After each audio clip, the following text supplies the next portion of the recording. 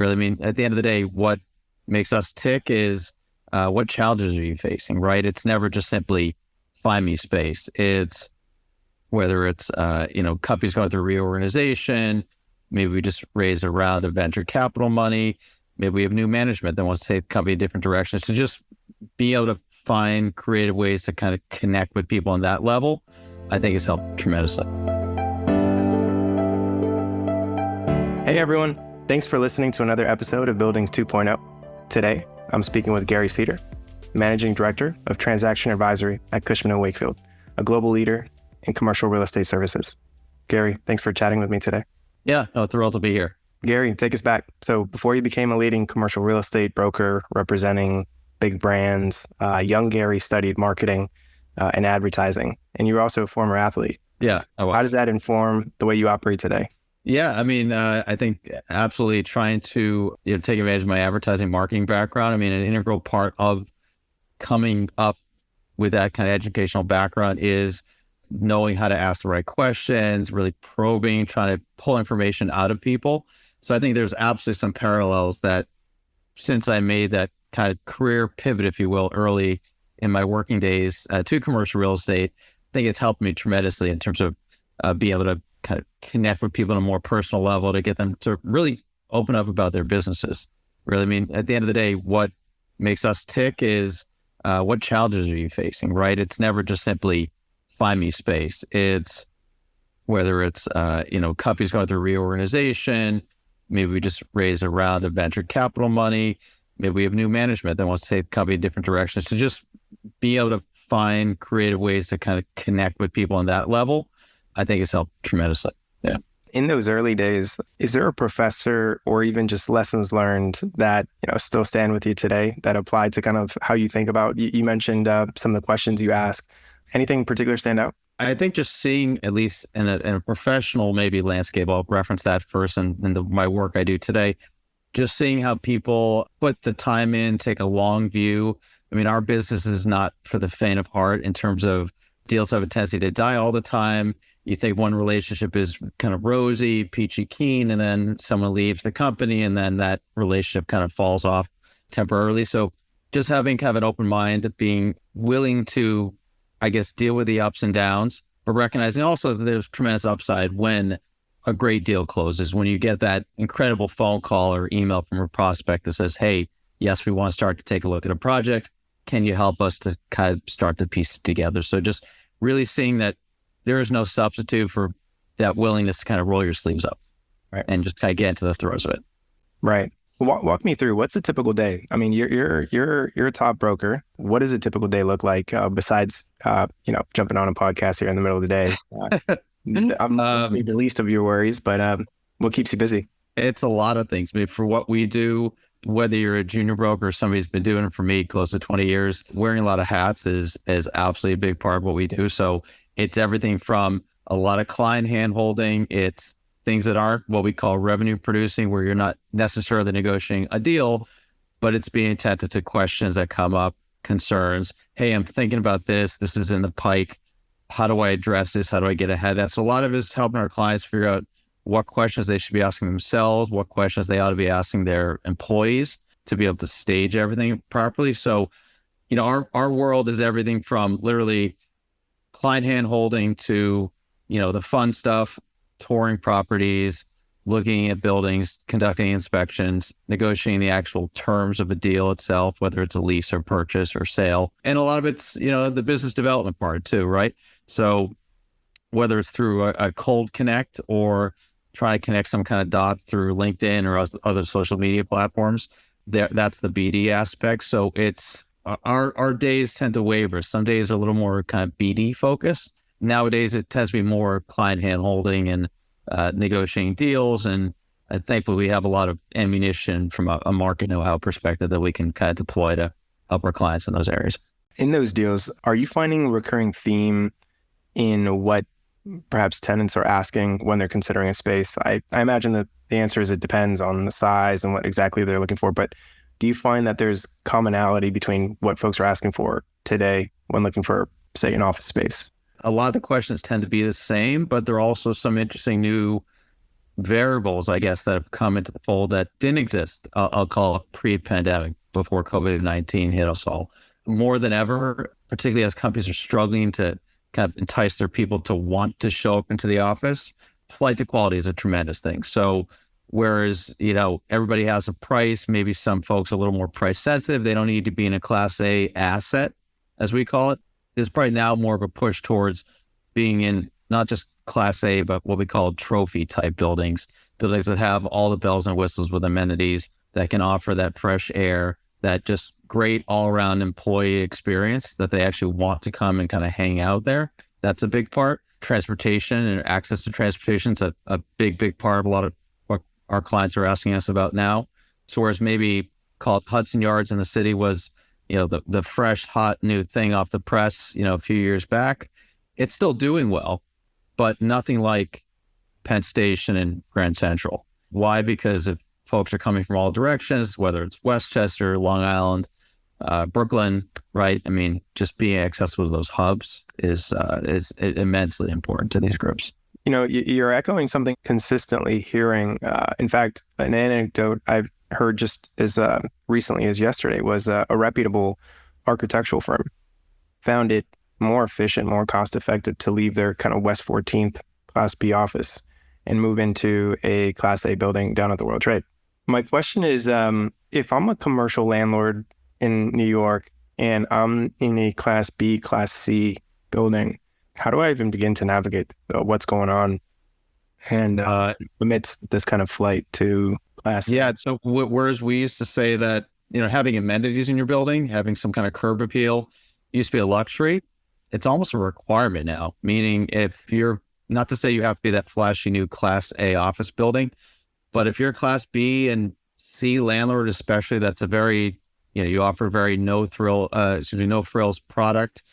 It's not particularly enticing, attractive to want to spend time there. Some of these lobbies are very dark and depressing, especially if the construction is 100 years old. You're having a hard time attracting people and keeping your tenancies up. So those are the ones that are likely to kind of go underwater, so to speak, and really fall behind. How are these landlords competing? I mean, I think you have to invest money into your buildings, right? So whether it doesn't have to be a wholesale, outdoor roof deck gymnasium, but if you're not throwing money at your building to at least improve the lobby, improve the elevators, just improve the experience of how people feel when they come into the building, there's just too much competing product out there, both on a sublease basis from companies looking to kind of offload space, maybe because they have excess space, maybe they're just simply facing pressures to reduce expenses, but also direct landlords too. Folks just on average aren't necessarily leasing much space as they used to. It's interesting from our perspective.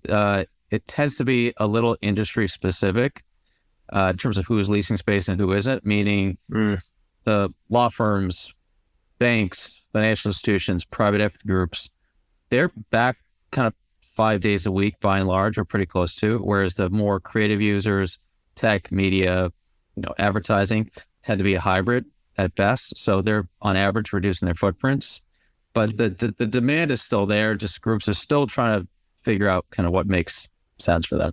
Right. Just help me kind of understand some of the calculus and mechanics. And again, just put myself, for example, in the, shoes of a, Class B commercial landlord that they know they've got to do something to their building. When you consider all the macro trends, in terms of, pretty significant inflation, cost of borrowing is up, new regulations kind of forcing you to report on your building, cost of construction being higher than what we can remember in recent memory. We know we got to do something. How do we navigate? And considering that folks aren't necessarily rushing back to the office, how can I get creative? How do I even start this equation?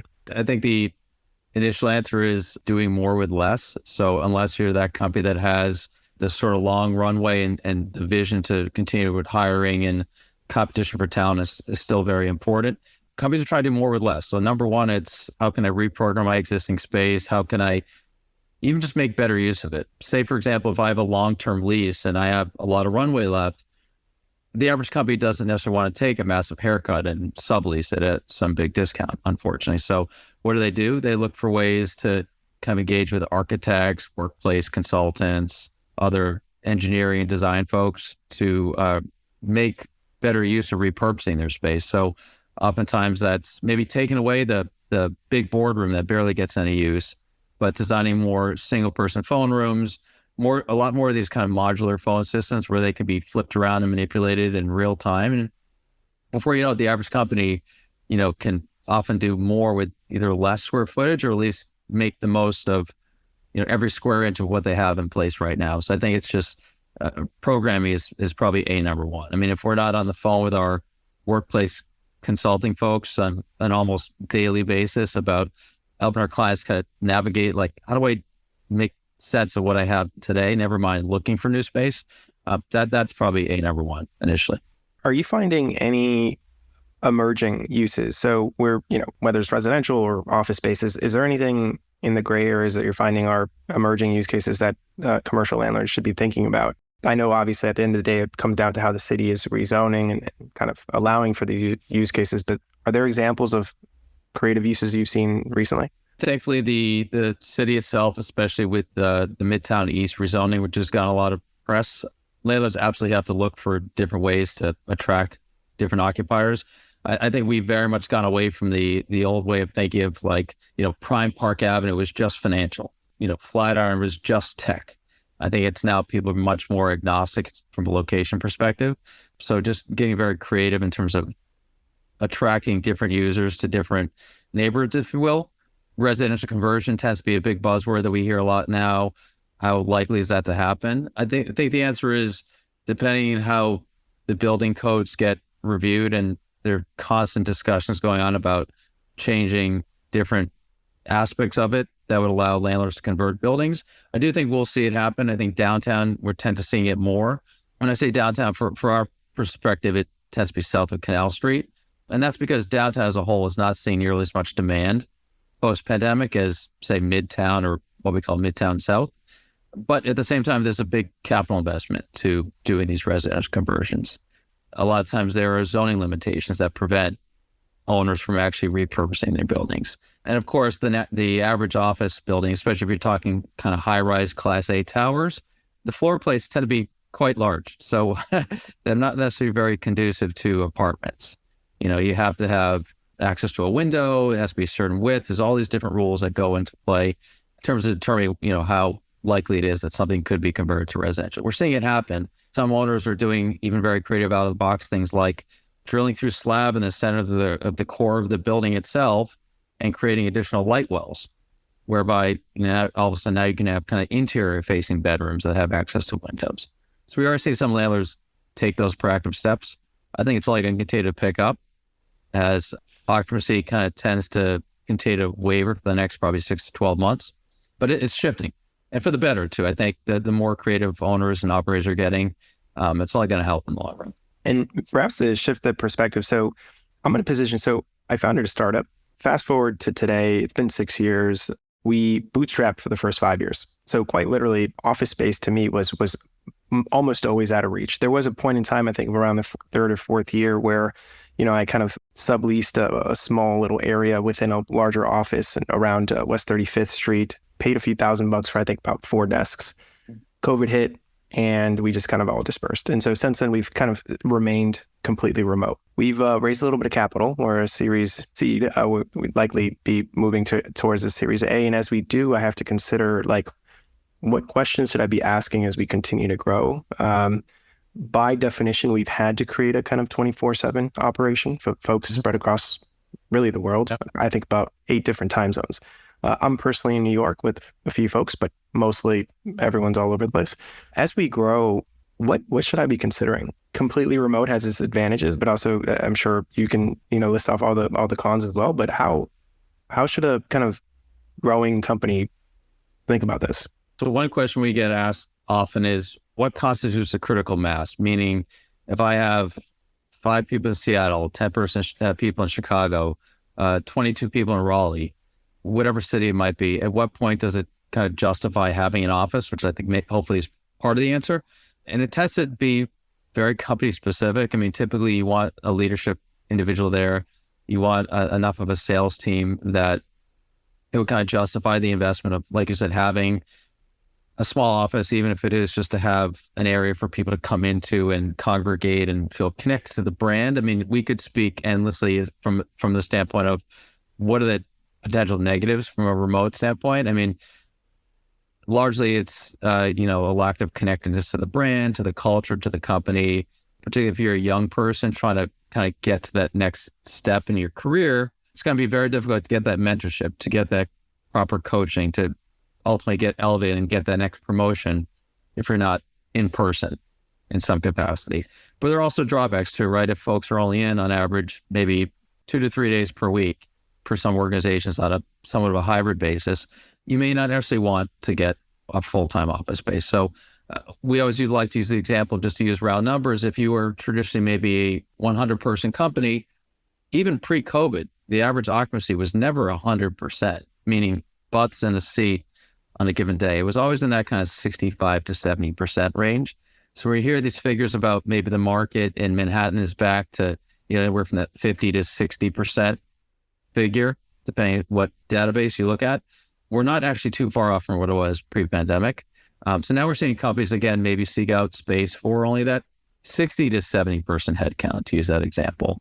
And on the rare occasion where I have big conferences, large, offsite meetings where I need to have people together, there are endless conferencing space providers, Convene and others that can provide that. So that is also another way to hedge yourself in terms of getting a smaller space, but again, have that flexibility to, again, bring people together where it makes sense. How are you seeing commercial landlords adapt to this? So the flexible office space isn't anything new at this point, but it has kind of gone through its kind of chapters of life. And again, if I own a Class B building, I've got 20 floors, I've got 10 rented out floors, another 10, I got to figure out what to do with it. How can I start to incorporate kind of a flexible strategy with my building? And then I'm also facing this challenge where like the banks perhaps aren't super excited to kind of finance some sort of like a short-term lease. So like, how do I begin to figure out that strategy within my building? Part of the, I'd say, shift within the flexible space sectors, we call it, so the WeWorks, the Notels when they used to exist, right, and so forth, is definitely a shift away from the traditional co-working mindset, meaning solo CEO sits next to solo CEO. So as much as folks want that short-term flexibility, nobody really wants to work in an open environment for the most part, unless there's real synergies that can be had there. So we're seeing a lot of these providers lease out, in many cases, full floors to, again, I'll use WeWork as an example, even though they're going through their own financial issues right now. Their model typically tends to be sign 10 to 15-year leases and then turn around and seek to bring in, call it 18 to 24-month commitments from small groups. But there's definitely, again, a push towards more enclosed workspaces. So not per se like the Regis model of like solo private office next to solo private office, but more like hubs. So think fully enclosed suites that can, accommodate anywhere from 5 to 50 people, but still with the benefit of a shared reception, share coffee and beverages, community related events, things like that. Right. So I think there'll definitely be a market for it, not in the old traditional co-working sense, but absolutely. I mean, I'd say the majority of our conversation with clients are, hey, what are my short-term options? What are my long-term options? So in that sense, I think flex will always be at least a significant part of that conversation. Yeah. To shift gears a bit. So I'm a young broker and I'm coming into the market now. I have to imagine, I mean, you've been in the space for I assume over 20 years now. And even since you started, the market and the day-to-day is likely evolved. What should a young broker be thinking about today as to how to even begin to create a competitive advantage in a world where it seems like, in the words of a previous guest, that the brokerage space seems to be becoming commoditized. You can no longer get away with just saying you've got a larger Rolodex than the next person. So how as a young broker can I kind of navigate this space and think about what's ahead? It's funny, like the old way of thinking was you're with a Cushman Wakefield, whether it's us or one of the other big commercial real estate brokerage firms, you'd sell with the business, you'd sell with the services, and you throw the whole kind of kitchen plate at people. Nowadays, nobody wants to hear that whatsoever. That might be kind of the gravy. That might be the sort of icing on the cake in terms of helping somebody kind of justify hiring you along with the rest of their senior management. But ultimately, what's going to sell you, what's going to differentiate you, frankly, whether you're a young broker just coming up or somebody's been doing it for 20 plus years, is that market know-how. Is it we've done ABC deals, so to speak, in your building. We've done the last 3 deals. We have just very, very granular insight in terms of not just what deals are trading at from a leasing perspective, but also what the owner's debt position is in the building. If he's underwater, and that comes up a lot now with COVID, I should say post-COVID world, in the same way that a lot of companies were looking to sign short 2 to 3 year commitments, almost just to buy themselves time early in the pandemic. A lot of owners also didn't know what to make sense of it all. So they also extended their debt in their buildings for 2 or 3 years. Well, all of a sudden now we're going to see a windfall the next, call it 12 to 24 months of a lot of these maturities are going to come up. Yeah. And if I'm an owner, I got to be very smart about who I bring into my building, who I don't. But we look at that from a tenant's perspective as a phenomenal opportunity. If this person has debt coming due, they'll strike almost any deal possible. They want to keep their occupancy levels up because they don't want to be at risk of losing the building to the bank completely. So just like little things like that, we look to really probe into now. But yeah, at the end of the day, I'd say it's having something unique to tell that the other broker doesn't. Whether it's, again, recent deal, inside a particular landlord. Frankly, if you just have industry expertise, we've sat in your seat before. We know a lot of the same folks. Developing any kind of personal connection as well through whether it be LinkedIn or other resources can obviously go a long way as well.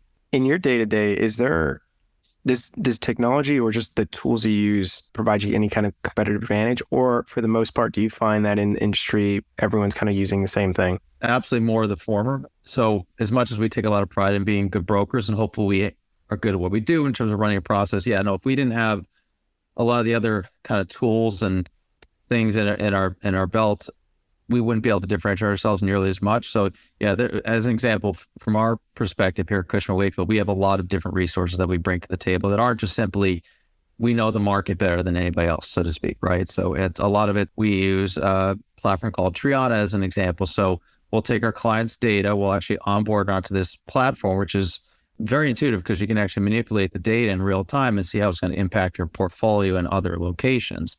We use a whole bunch of different resources, a tool called CoStar Real Estate Manager to manage portfolio details, and about half a dozen other things that we can bring to the table. But yeah, without a doubt, our client does not just want to hear how good you are from a brokerage perspective. They want you to actually demonstrate kind of the science behind it, if you will. So show the data to me. I want to understand how that actually plays out. And so, if you don't have that in your back pocket, you're sound a lot like the next guy, right? And that's what we don't want. We want to sound like we have something different to offer. One more question that I have is, oftentimes we're often asked, to predict the future 5-10 years ahead and, talk about AI and how it's evolving everything. But I'm often just as interested in asking what hasn't changed, in your 20 years in the industry. We often talk about the changes post-COVID, but in your experience, what's still true today and what's likely going to continue to be true in 10, 20 years from now? I think at the end of the day, what makes a good broker at the end of the day is it's going to be just that one, to demonstrate that personal side, right? That they show genuine interest in the company. Don't be afraid to be inquisitive, to ask hard questions. Don't be afraid to humble yourself. And if it means bringing in other individuals that have a specific background to cater to the client better, or specific resources that maybe you don't necessarily want to bring to the fold because it cuts into your commission at the end of the day, keeping the client happy, relationships really do count for everything. It goes without saying, right? But keeping existing clients happy is always easier than developing new ones. So to the extent that you're their very first phone call, very first email that they send out, hey, I'm dealing with this, or this is kind of coming up, what should I be asking myself? Kind of like you were hinting at some of those questions earlier. And that's incredibly important. Gary, fantastic. I think your views on how this space is evolving, how real estate is evolving. Yeah. And just like what should a young broker even be thinking about today? I think is fascinating. It certainly lends itself to a part 2 in due time. But in the meantime, how can folks find you? You can find me on Cushman Wakefield's website, www.cushmanwakefield.com/people, on LinkedIn at www.linkedin.com/in/Gary Ceder, over email at gary.ceder@cushwake.com. And of course, through my mobile phone, which is also found on LinkedIn. Awesome. Thanks again for your time. Yeah, absolutely. Thank you.